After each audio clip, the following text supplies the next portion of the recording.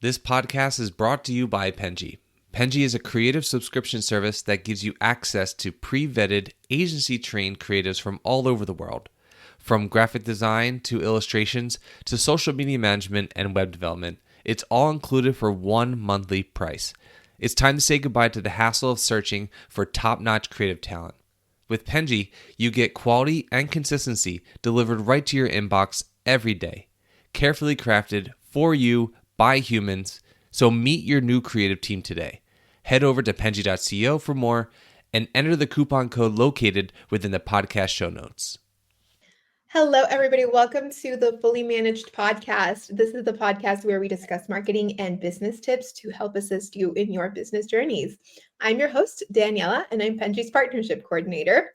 I'm joined here today with a very special guest, Jonathan Ames from Ames Creative. Hi, Jonathan. How are you doing today? I'm doing great. Thanks for having me on, Daniela. Thank you so much for being here. I'm very happy to have you today on the show. Now, to get started and kind of break the ice a little bit, can you tell us about yourself, about what you do, what you're all about for everybody watching that is not familiar with you or what you do? Yeah. So I got my start in advertising a long time ago and then moved into marketing. But really the essence of what I do is I create warm conversations with companies' ideal customers or partners. That's a very interesting answer because I think when I was looking into your agency and everything that you were doing, I was thinking you were I work with a lot of small business type of agencies who work with small businesses. So I was kind of going into it expecting almost a similar type of outlook, I guess. Mm-hmm. Yeah. And I think with you, I noticed that you're the type of agency that's also been around for a while. So you're a little bit more well-versed and very experienced in the marketing world, right? Yeah, I got my start working in-house. So I really understand my clients and a lot of the things that they're going through, the problems in generating leads with, really high value clients are things I experienced as a marketing director. So I totally understand that. It's easy for us to connect that way. Yeah. And actually today's topic, me and my co-host Shannon, we were talking about this topic on Friday because we do a weekly live every Friday, where sometimes we have guests over, sometimes it's just us. And we talk about cool marketing stuff. And we were talking about being host of a podcast. And today's topic is actually about podcasting too. So I was very interested because I think me and Shannon, we obviously, we started this podcast last year, and we've learned a lot within that time frame. But I feel like it's very interesting talking to someone like you who has been in this industry for such a long time and has sort of discovered podcasting. I don't know. I feel like podcasting as a marketing resource and as a sales funnel and all of the things that you can repurposing it as content, all the things that you can do is a pretty new thing, but correct me if I'm wrong. I don't know if that's something that's been around for a long time. Well, podcasts have been around for a long time. You're right. Marketers are newer to catching up on what podcasts can do for them.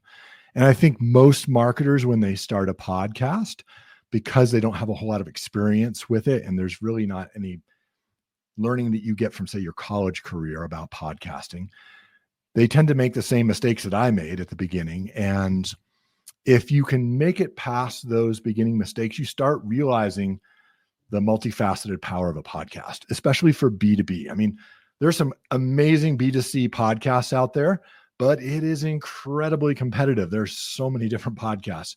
There's a lot more room right now in the B2B space.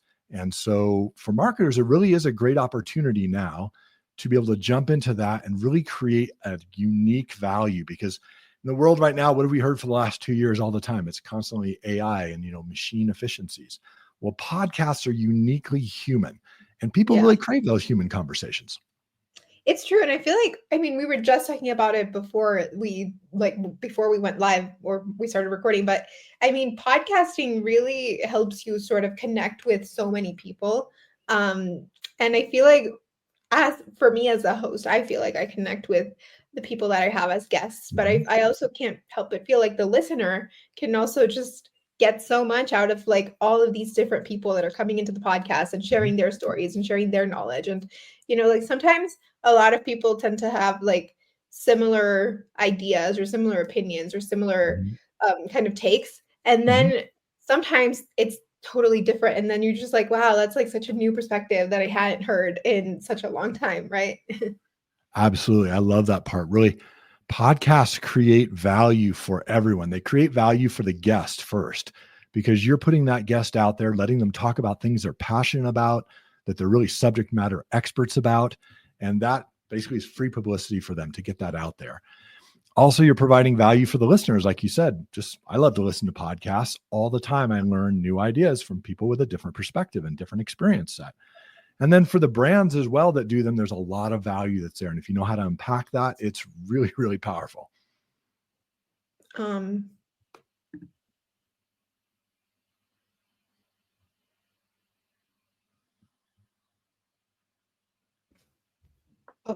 hello. Oh, are we losing connection? Yeah, I was going to go check my internet. Can you give me a second? Sure. Because I'm not sure if that's my problem. No problem.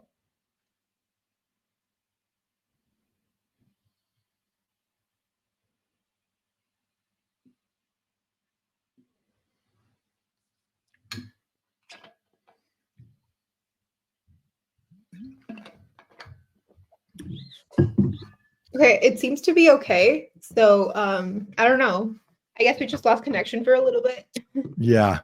I know I use something, a program similar to this. I think this is Vidyard, but basically it caches on the local machine so that if that happens, it still will just upload later, which is nice. Probably this one has a similar feature. Yeah. If not, I'll just have like the editing team delete this bit, so it's fine. Yeah, no worries. It's the beauty of podcast. It's pre-recorded. Yeah, it's pre-recorded, so it's all good. But let's just pick up where we left off. I think you were talking, and I don't remember where we were. Yeah, we're just talking about the value that podcasts provide to the guest, to the listeners, as well as to the brand that sponsors them. Okay, so I'm going to ask you a question, and then we pick up from right there. Yeah. All right. So, Jonathan, can you tell me about your experience with podcasts? How did you come about to sort of finding out that they were so valuable for marketers? Yeah. So back in 2019, I was at a small software company as a marketing director there. And we were looking at ways to connect with logistics leaders and IT leaders and CEOs who are not very interested in responding to ads or cold outreach. And so we thought, all right, maybe there's a way we can talk with our prospective market through podcasts. And so that was the reason why we started with it. And the thing when I started it out, I really didn't realize that the most interesting content is when you bring on guests. So I tried to kind of bring on our internal people and talk about our product. Those kind of podcasts don't do as well. People want real life experiences from people. And as a content creator, you simply cannot create amazing content every week. It just gets overwhelming and exhausting. So really, I learned to go out and let the guests be the star of the show.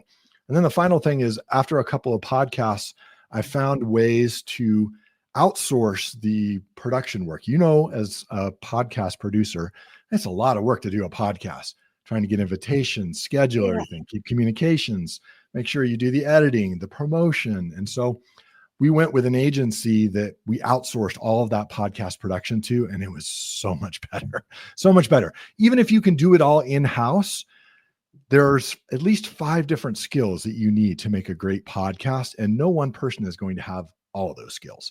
But when you can get specialists to work with those things, you'll have better results. No, and I think like a lot of people don't realize that when you're starting to when you're starting a podcast, whether it's like like us, when it's like, for a marketing purposes, for sort of, we use it as part of our sales knowledge base. As part of our knowledge base, like all these things that we're talking about.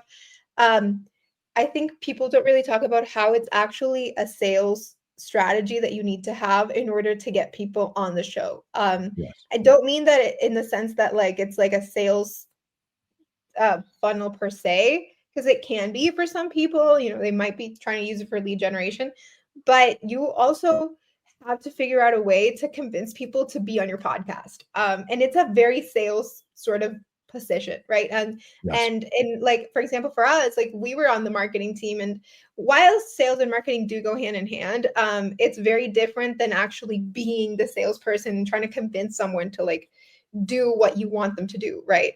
Yes. And for us, it was like a learning curve of trying to like ask people, like especially at the beginning stages when Mhm.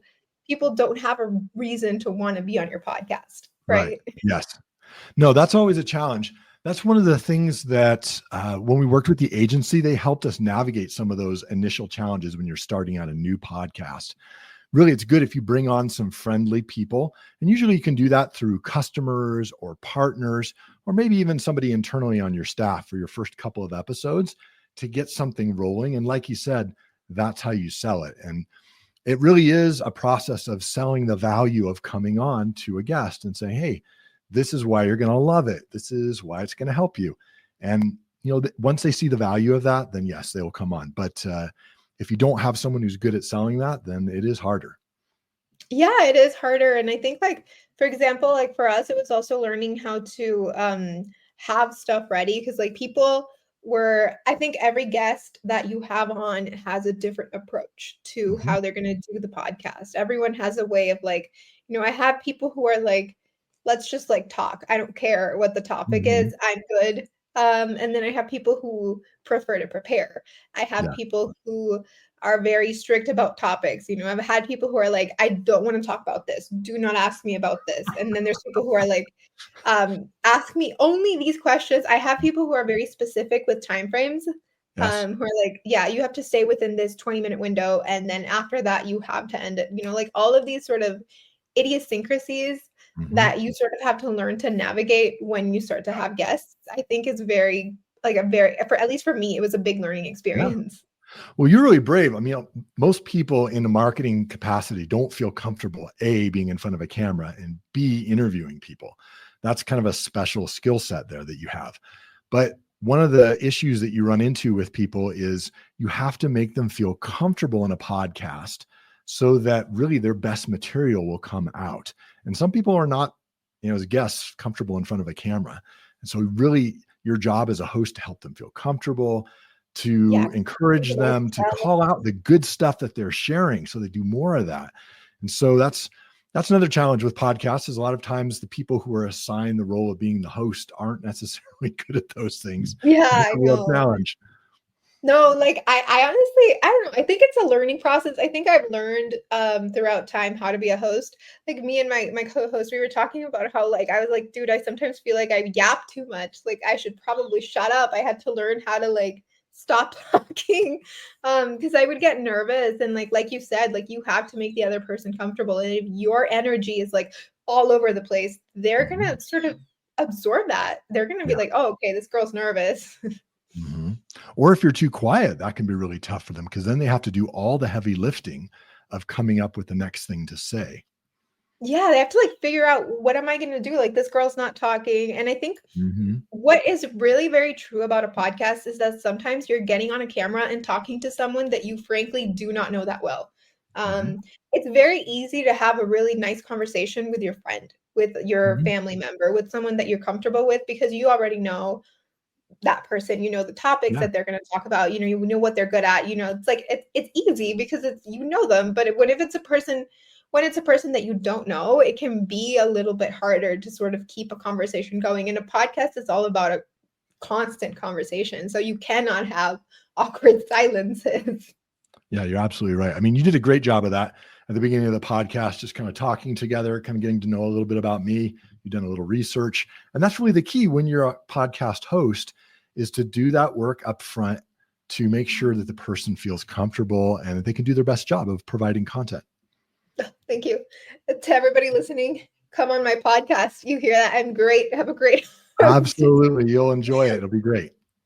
No, you're a great guest. I think like and I think like what happens when you will have sort of different kinds of guests is that you learn to adjust the energy Mhm. to what that person is like. Mhm. So I've had like I've also had sort of more introverted guests who are like, listen, like Mhm. I'm going to do this, but I'm not a a talkative person. I'm not the type of person that goes on camera, and I'm just like, don't you worry. Like, if you go quiet, I will start yapping. That's usually what I tell them. Like, don't worry. Like, and I also learned to prepare other strategies, like outside of questions. I think discussions are really good. And I think that also things like I started to prepare games that were not necessarily related to, obviously the podcast is about marketing and all the things that you can do with it. But I think sometimes when you sort of make the guests feel comfortable with other things that are not just related to the job, they can start to loosen up a little bit and you can find a connection with them outside of just like talking about work. Yes, absolutely. And for those introverts, they'll really appreciate when you work to help them come out of their shell, because all of them have an interesting story. That's the amazing thing, is every person you talk to has things to share, has things that you can learn from. It's just a matter of helping them feel comfortable so it comes out. And they can be very like they're obviously very smart if they're on the podcast. I don't invite anybody, so it's like they're there for a reason. There's obviously a lot to learn from them. Now, I wanted to ask you, what do you think are common mistakes that people are making when they're starting podcasts that are probably not helping them succeed or, get what they want to get out of the podcast? Yeah. One of the things that I've looked back over is on my previous work, what are the things I would do differently? And these are things I've learned from that I think can help you as well. So I'm going to give a list of these. I'd say from a strategic level, first of all, be a little more focused in your target. Most of the podcasts out there can get a little too general. And so it's really hard to find your tribe of people who really want to listen and really want to come on as guests. So be more focused is the number one mistake I see. And really easy to fix that. Just go in more narrow. Second, you want to have guest focused content. Rather than trying to produce it all yourself, guest focus. Let each guest bring in their unique experiences. Also, try to get more use out of the content. I mean, podcast content really is, especially if it's like this, where you have video along with audio, can be repurposed into blogs. It can be used for SEO. It can be repurposed for social media clips. I mean, you can use this for email campaigns. That's really important. Use that content to the maximum, and that will help you get more value out of it. And then synergize with other marketing channels. So look, you can use podcasts to promote your events. You can synergize by taking your best podcast clips and using them for paid campaigns as hooks to get people in. You can use them for partnerships to help announce that and strengthen your outreach there. And you can even use it in conjunction with PR. So synergize with those other marketing channels. So those are the 4 strategic things I would say. And then from a tactical standpoint, don't try to do it yourself. Find some specialists out there who can help you. I mean, I'll give you an example. A lot of times, because the tools are out there, people think, oh, I'll just get this software tool. I can give this job to so-and-so and let them do it. Not always the best results for that. I've managed marketing teams, and just because we give them Canva doesn't make them a graphic designer. And they know that, and they get frustrated. That's one of the reasons why we like to. Yeah, that's why we liked working with Penji. At my previous role, we worked with Penji for about a year, and it was great. The others on my marketing team could go in and ask for help, and we got real specialists to help with that. So don't DIY it. Get help. You will be happier with the results. Another thing I learned: boost your paid listenership. Shameless plug. Yeah. But hey, you guys did a good job for us, so I'm happy to give the plug for that. So also boost your listenership early with paid ads. So YouTube is a great way to boost your listenership of your initial episodes, because especially when you're starting out, people are going to go look on YouTube. It's the number 1 search engine out there, and they're going to see what you've got already. So if you've got your podcasts on YouTube, send some paid ads to that. It's not very expensive, and build up your viewership. That's going to help you roll and get new listeners. It's going to help you get new guests. Do that early on. And then release a minimum of 1 a week. If you don't have the commitment yet to do at least 1 podcast a week, it's going to be really hard to build regular listeners. Because think about a TV show or a radio show or even another podcast. If it's only out, I don't know, once a month, twice a month, you're probably going to forget to listen to it in today's media saturated age. So at least once a week. And then figure out some metric that will show you how it's going to pay for itself, and then track that. And podcasts really have a lot of different ways that they can provide benefit to the brand. You just need to pick what your metric is and track it.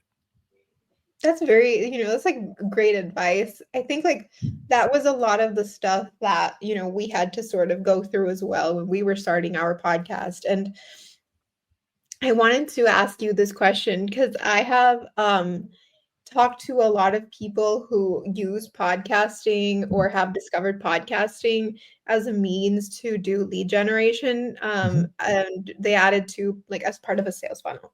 Yes. And I wanted to hear your opinion on, having that sort of be the purpose of hosting a podcast. Do you think it works? Because I've had people who I've spoken to that immediately we reach out to them like, hey, do you want to be on the show? They sometimes they are not keen to be on it because they think that it's part of a sales strategy, or if it's part of a funnel, and they're like, I don't want to do that. Like, no. And we have to explain like, no, it's not, we're not trying to do a sale, or, we're doing it for this purpose, is blah, blah, blah. And it makes me wonder, like, does it actually work to get sales? Because I feel like people are very not interested in it when it feels like it's salesy. Yeah. No, it's a good point. First of all, I would say it depends upon which way you're selling. So for me, the essence of selling, and especially the essence of marketing, is providing value. And a podcast is an easy way to give a potential lead value right up front with no strings attached. Hey, we'd love to promote you, let you talk about what you do best, what you're passionate about, and get you out there, make you look good. So it's providing value right up front for that person. Now, because of that, you have now a relationship with that person. It's not a cold outreach. So if you reach out to them and they really are a good fit and you can continue to provide value through whatever your product or service is, it's going to be a natural. The biggest problem that most sales and marketing people have is when they're trying to do cold outreach, nobody wants to be sold to. Nobody wants cold outreach. But when it's somebody when it's someone you have a relationship who's provided value for you already, of course, you want to give back. You want to listen to them. And if it is a good fit, then great. You'll move forward. And if it isn't a good fit, then, no strings attached. So I really feel like in previous roles, it has been very valuable. It's been valuable for first account-based marketing. So account-based marketing is like, maybe this particular company would be good using your product or your service, but perhaps you can't get a hold of everybody who might be influencing the sale. However, you can at least put your best foot forward for all those people around your decision maker. You can invite some of them onto the podcast. They have valuable experience, and now they at least know you. They know what your brand is, and they have a relationship with a real person, who helped them look good and share their expertise. And so that is going to give you a foot up in any kind of sales situation. It will not sell your product.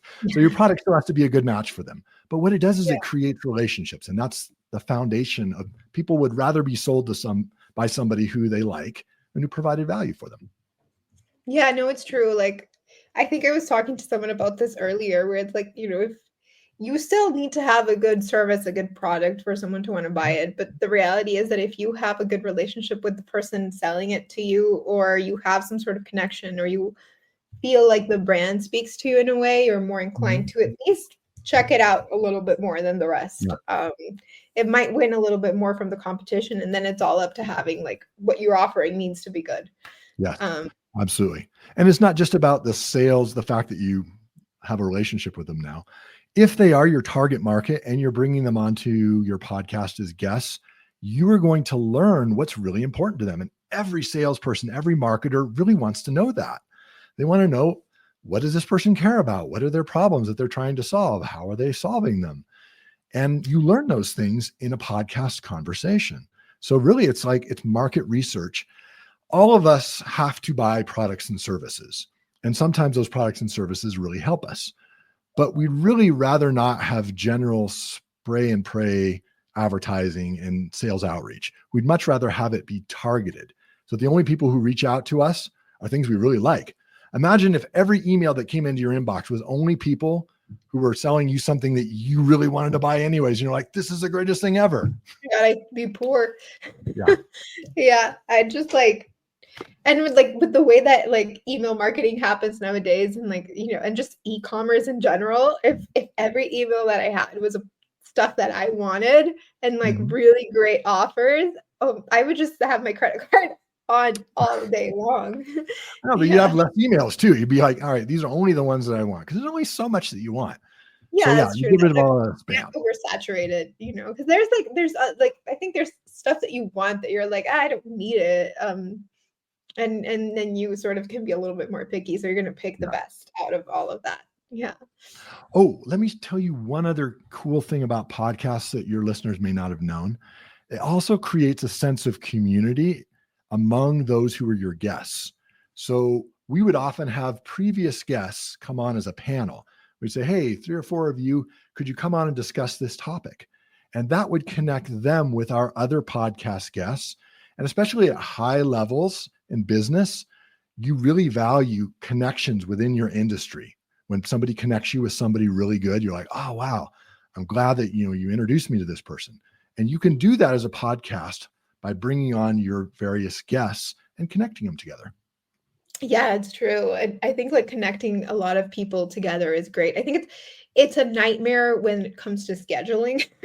I think learning to schedule is really hard because people are busy. They have busy schedules, and connecting one person to another is very hard, but it's really great. I mean, on these live events that we do on Friday, shameless promo, 1 p.m. EST, tune in to Penji social media. We like to sometimes bring people from sort of different places, right? Like we'll have a person from one company and then this person from other company, and then we'll bring a topic and try to have a discussion on it and see, have like something cool. And it's a great time. Like when we're filming, it's great, and it's very productive when it comes to conversation, but it's really hard to schedule because people are so busy. So it's not something that you can do like all the time. But when you do it, I always feel like it's really worth it because you have the best discussions when you have different minds sort of coming in together. Yeah, absolutely.